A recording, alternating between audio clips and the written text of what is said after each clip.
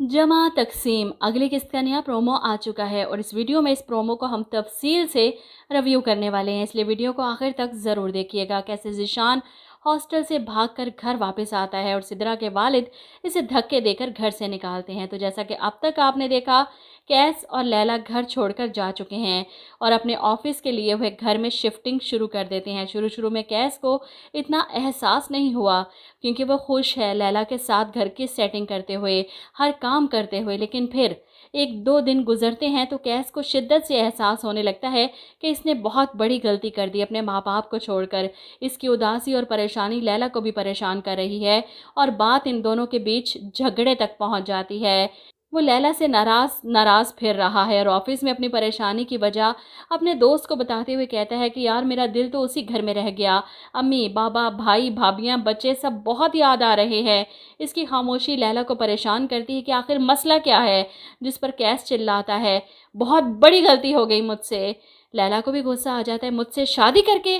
और कैस चिल्लाता है लैला खामोश हो जाओ। इनकी लड़ाई इस कदर बढ़ जाती है कि रात में भी कैस अलग सोफे पर सो रहा है और लैला को इस बात पर शदीद गुस्सा है कि कैस ने खुद ही घर छोड़ने का फ़ैसला किया था मेरा मना करने के बावजूद भी, लेकिन अब खुद पछता रहा है और इल्ज़ाम मुझ पर कि मैंने इसे इसके माँ बाप से दूर किया।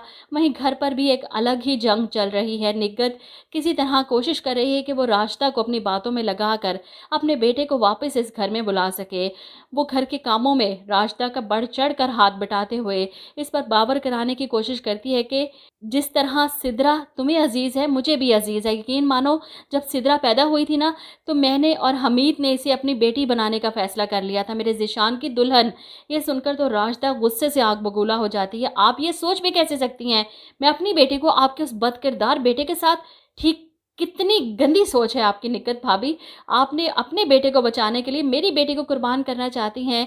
खैर राशिदा तो साफ इनकार कर देगी, लेकिन वहीं ज़ीशान अचानक से घर वापस आ जाएगा क्योंकि हॉस्टल में इन लड़कों ने फिर से ज़ीशान को हरास करने की कोशिश की और इनसे अपने आप को बचाते हुए ज़ीशान वहाँ से भाग निकलता है और सीधा घर पहुँचता है। इसे देखकर निगत गले से लगा लेती है। ज़ीशान अपनी माँ से कहता है मुझे बचा लें, मैं नहीं जाऊँगा हॉस्टल वापस, मुझे बचा लें। वो अपनी माँ को सच भी नहीं बता सकता कि इसके साथ क्या हो रहा है और ऐसे में इसके दादा जो जाए नमाज हाथ में पकड़े नमाज के लिए घर से निकल रहे थे अपने पोते को गेट पर देखकर हैरान।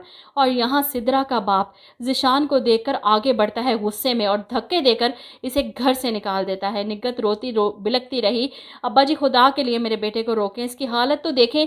लेकिन सिद्रा का बाप किसी की नहीं सुनता, इसे घर से निकाल दिया जाता है।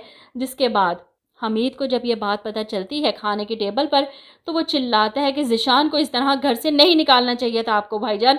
जवाब में सिद्रा के वालिद चिल्लाते हैं कि मैं ज़ीशान को भी इस घर में बर्दाश्त नहीं कर सकता।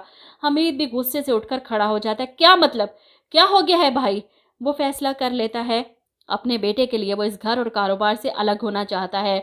वो ऑफिस में अपने बाप से बात करता है कि जब दिलों में दरारें आ चुकी हैं तो इकट्ठे रहने का कोई फ़ायदा नहीं, जिसका जो हिस्सा बनता है वो इसे दें, ये सांझे का घर और कारोबार ख़त्म कर दें।